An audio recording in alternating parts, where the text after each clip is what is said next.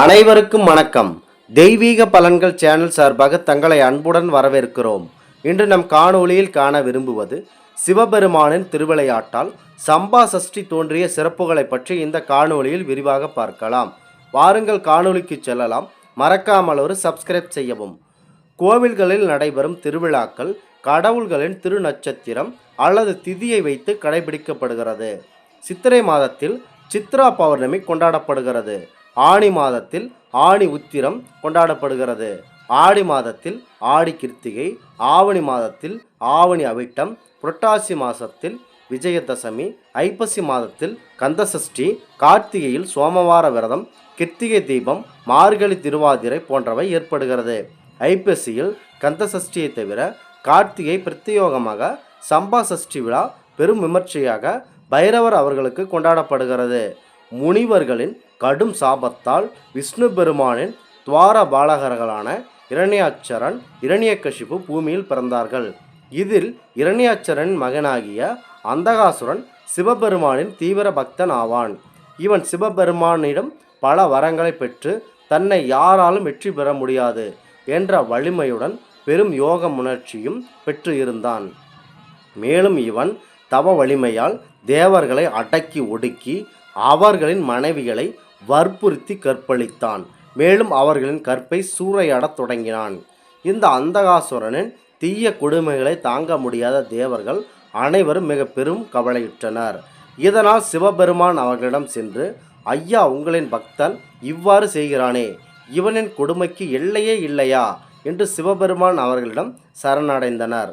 இதனால் பெரும் கோபம் அடைந்த ஆதிசிவன் அவர்கள் மகா பைரவரை கார்த்திகை தேய்பிறை அஷ்டமி திதியில் அவரை தோற்றுவித்தார்.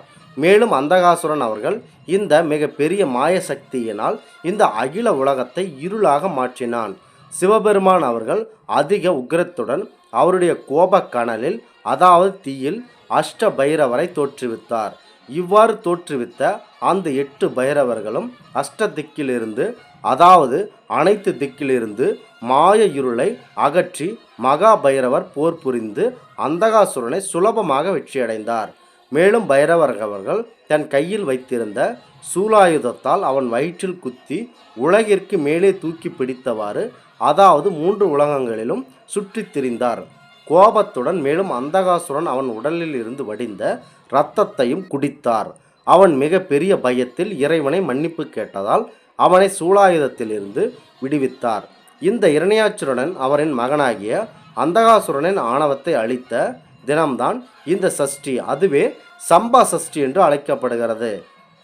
சென்னை மாவட்டத்தில் உள்ள அம்பத்தூரில் உள்ள மேனாம் என்ற கிராமத்தில் அமைந்துள்ளது பைரவர் ஆலயம். இந்த ஆலயத்தில் நீங்கள் ஸ்ரீ ஏவிளம்மா என்ற திருவிழா மிக பெரும் அளவில் கொண்டாடப்படுகிறது.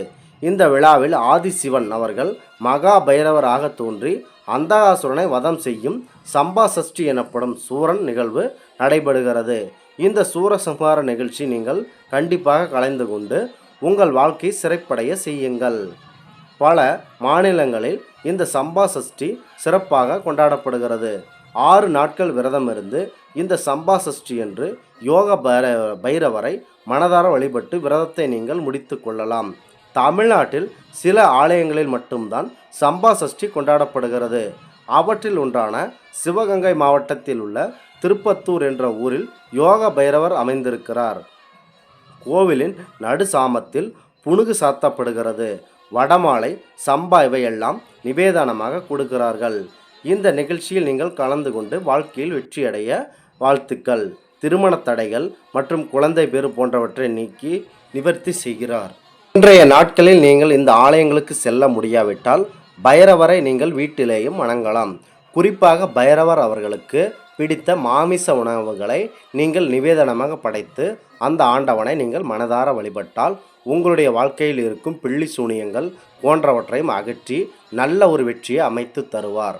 இந்த ஆன்மீக தகவலை உங்களுக்கு பகிர்ந்தமைக்கு தெய்வீக பலன்கள் சேனல் சார்பாக நாங்கள் மிகுந்த பெருமை கொள்கிறோம். மீண்டும் ஒரு நல்லதொரு காணொளியில் உங்களை சந்திக்கிறோம். நன்றி, வணக்கம்.